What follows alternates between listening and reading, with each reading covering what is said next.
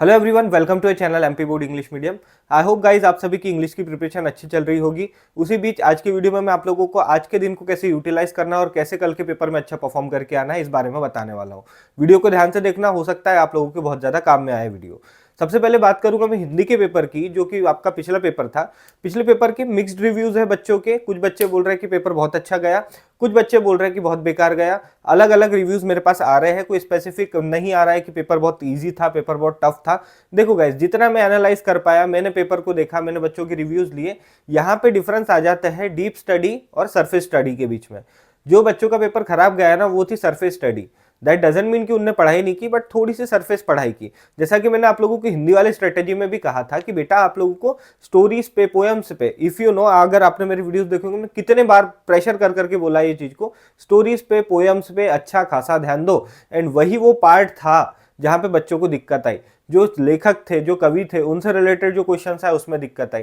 Grammar portion में बोलता था ज्यादा ध्यान मत दो, कोई जरूरत नहीं है, वो इजी पड़ा बच्चों को। निबंध पत्र मैंने एक दिन पहले आप लोगों को जो इंपॉर्टेंट बताए थे उसमें से 2 निबंध फंसे, यानी 4 नंबर अगर मैंने जो बताया वो पढ़ लिए होते आपने तो 4 नंबर वहां से बन जाते। निबंध पत्र भी ईजी था। फिर उसके बाद ग्रामर पोर्शन भी इजी, निबंध पत्र भी इजी, अनौपचारिक जो अपठित बोध था वो भी इजी था। सबसे ज्यादा आप लोग कहीं फंसे हो तो वो है चैप्टर्स एंड पोएम्स में, जिसपे मैं आप लोगों को बार बार फोकस करने बोल रहा था। तो इस वाले पेपर में ये गलती ना करना, सरफेस रीडिंग मत करो, अच्छे से पढ़ के जाओ, जो जो बता रहा हूं उसको ध्यान से करो। मैं यहाँ पे गाइस देखो, इतने एसेट्स नहीं है मेरे पास कि मैं आप लोगों को एक एक चैप्टर पोएम पढ़ा पाऊं। अगर होता तो मैं जरूर कर पाता, ठीक है, बट अभी मैं आप लोगों की जितनी हेल्प कर सकता हूं उसको ध्यान से सुनो।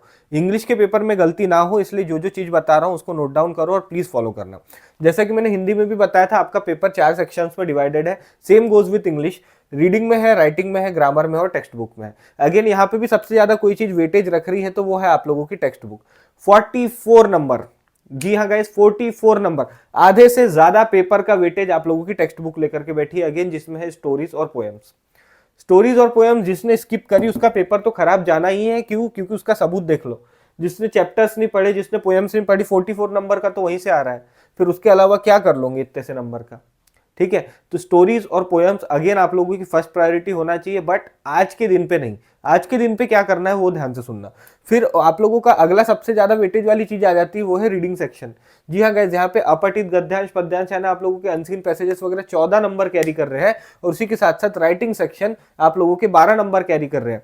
ये सबसे इजी गेनिंग मार्क्स है गाइस, ठीक है। आप लोगों की प्रायोरिटी क्या होना चाहिए वो भी बताता हूँ। फिर आखिरी में आता है ग्रामर, जिससे बच्चे सबसे ज्यादा डरते हैं और इसको सबसे ज्यादा टाइम देते हैं, जो कि आ रहा है अकेला 10 नंबर का, ठीक है। तो अब इस बेसिस पे आप लोगों के 80 नंबर है, और इसको कैसे प्रिपेयर करना सुनो। अब मेरे हिसाब से सबसे पहले आप लोगों को कर लेना है राइटिंग सेक्शन। राइटिंग सेक्शन जिसमें आ जाते हैं आपके निबंध, आपके ऐसे writing, letter writing, article writing, post writing, note making, ये सब। इस पे मैंने ऑलरेडी बहुत सारे वीडियोस बना रखे हैं, मैं सबकी लिंक दे रहा हूँ डिस्क्रिप्शन में। देखो गाइज, आप लोगों को सेम वीडियो बार बार बना बना के मैं परेशान नहीं करना चाहता।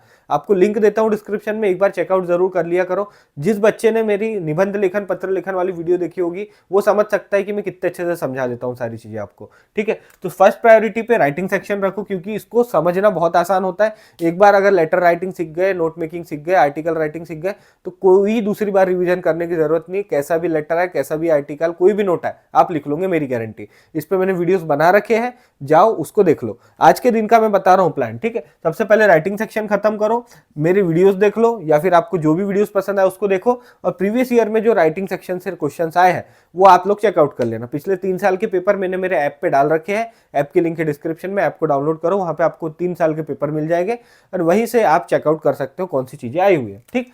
फिर उसके बाद रीडिंग सेक्शन कर लेना। रीडिंग सेक्शन में बहुत ज्यादा आप लोगों को याद करने की जरूरत नहीं है, क्योंकि ये प्रैक्टिस वाली चीज है।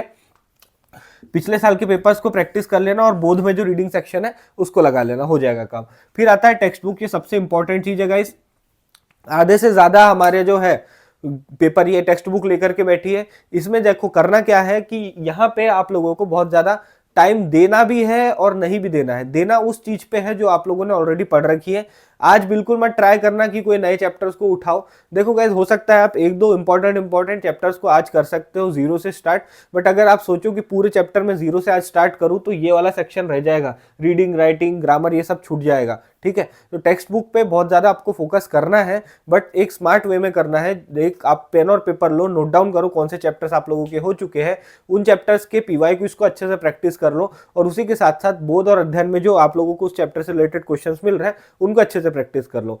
जीरो से स्टार्ट करने की जरूरत नहीं है, क्योंकि बहुत ज्यादा चैप्टर्स और पोएम्स हमारे पास अवेलेबल है। इतना करते बैठोगे तो बाकी चीजें डिस्ट्रॉय हो सकती है। ठीक, तो टेक्स्ट बुक पे ध्यान देना है, एनसीईआरटी की क्वेश्चन कर लो और पीवाई क्यूज लगा लो, इतना सफिशिएंट होगा। ठीक, फिर आते हैं ग्रामर सेक्शन की। तो देखो गाइस, ग्रामर सेक्शन को मैं हर बार बोलता हूँ स्किप कर देना। अभी के लिए मैं यही कहूंगा कि अगर आप लोगों की प्रिपरेशन अच्छे से नहीं हुई है तो ग्रामर के सेक्शन को अभी के लिए स्किप करते हुए चलना। एंड अगर आप लोगों को करना ही है ग्रामर प्रिपेयर, तो मैं कहूंगा प्रीवियस ईयर में जो ग्रामर आया हुआ है उसको एक बार देखते हुए चले जाना है। परीक्षा बोध अध्ययन जो भी आपके पास, उसमें से रेफरेंस बुक में से भी आप लोग देख के जा सकते हो। इतना कर लोगे तो आराम से हो जाएगा। कुछ बातों का ध्यान रखना। सबसे पहले मैं हर बार जो चीज बोलता हूँ कि एक पेपर और पेन लेके नोट डाउन करते जाओ बच्चों कि आप लोगों को आता क्या क्या है। इससे आप लोग डिस्ट्रैक्ट नहीं होगे एंड आप लोगों का फोकस बना रहेगा उन चीजों पे जो आप लोगों को पढ़ना है। तो एक पेपर लो, पेन लो, उसमें प्लीज नोट डाउन करो कि ये चैप्टर मेरा हो चुका है, ग्रामर का ये पोर्शन मेरा हो चुका है, मुझे आर्टिकल लिखना आता है, मुझे लेटर लिखना आता है। इससे आप लोगों को पता रहेगा, आप लोगों की प्रायोरिटी सेट रहेगी कि मुझे आखिर आज के दिन में करना क्या है। इस दिन को बहुत अच्छे से यूटिलाइज करना, क्योंकि आज का दिन वेस्ट हो गया तो गाइस कल का पेपर भी बिगड़ सकता है। एंड मैं बिल्कुल भी नहीं चाहूंगा कि किसी भी बच्चे का किसी भी प्रकार का कोई भी पेपर बिगड़े। तो प्लीज आप नोट डाउन जरूर कीजिए आप लोगों को आता क्या क्या है एंड करना क्या बचा हुआ है। उसके अलावा एक चीज मैं आप लोगों से बोलना चाहूंगा कि टेक्स्ट बुक पे फोकस करो। वेरी वेरी इंपॉर्टेंट चीज है। क्यों? क्योंकि 44 नंबर लेकर के बैठी है आपकी टेक्स्ट बुक। इससे आपके ऑब्जेक्टिव भी बन सकते हैं, इससे आपके सीन पैसेज भी बन सकते हैं, 2 नंबर के 3 नंबर के क्वेश्चन बन सकते हैं, है ना। तो इस चीज पे ध्यान करके फोकस करना। प्रीवियस ईयर के पेपर जब देखोगे तो आइडिया मिलेगा कि किस प्रकार के क्वेश्चन आते हैं टेक्स्ट बुक में से। ओके, एंड फाइनल जो चीज आती है वो है कि आप लोगों को आज के आज ही रिवीजन भी करना पड़ेगा गाइस। किसी चीज को एक बार देख के चले जाने से आप लोग पेपर में बहुत अच्छा परफॉर्म कर लो, ऐसा पॉसिबल नहीं है। उसको 2-3 बार रिवाइज करना बहुत ज्यादा जरूरी है। अगर लेटर राइटिंग आपने सीख ली, एक बार देख लिया, हाँ ठीक है, यहाँ पे ऐसा लेफ्ट में लिखना है, यहाँ पे सब्जेक्ट यहाँ पे लिखना है, फिर ऐसा ऐसा करना है, डेट यहाँ लिखना है, ऐसे से नहीं होता। जब तक 1-2 लेटर लिख के प्रैक्टिस नहीं करोगे मजा नहीं आने वाला, वैसे ही पेपर में परफॉर्म भी नहीं कर पाओगे अच्छे से। तो रिविजन भी करना है, ये चीज को ध्यान में रखो। और कोई नई चीजें, आई रिपीट, कोई नई चीजें आज आजमाने की कोशिश मत करना कि मैंने आपको पहले ही बोला टेक्स्ट बुक वाले सेक्शन में कि चैप्टर 0 से उठाते हैं। ये गलती ना करना बच्चों। बिल्कुल अच्छे से पढ़ो, जितना हो सकता है उसकी रिवीजन करो। रिवीजन जब तक नहीं करोगे मेमोराइज नहीं होने वाली चीजें। ठीक है, तो जितना आप लोगों से हो सकता है, मैंने जो जो चीजें बताई उसके हिसाब से प्रायोरिटी भी बता दी कि पहले क्या करना है। ट्रस्ट मी गाइस, सबसे पहले ये जो आपका राइटिंग सेक्शन है निपटा लेना बहुत आसान होता है। ठीक, उसकी रिवीजन भी कर लेना। उसके अलावा आप लोगों को कुछ डाउट है तो कमेंट सेक्शन में कमेंट करो। इस वीडियो में जितना आप लोगों को हेल्प कर सकता था मैंने ट्राई किया है। अगर हो सका तो मैं शाम तक एक और वीडियो लाऊंगा आप लोगों को कमेंट सेक्शन देखते हुए। ये वीडियो में गाइस बस इतना ही था। अपने सभी दोस्तों में इसको शेयर जरूर करना। एंड आप लोगों से आशा करूंगा एंड मैं दुआ भी करूंगा कि आप लोगों का इंग्लिश का पेपर बहुत अच्छा जाए। Thank you for watching this video. मिलते हैं आप सभी से अगले वीडियो में।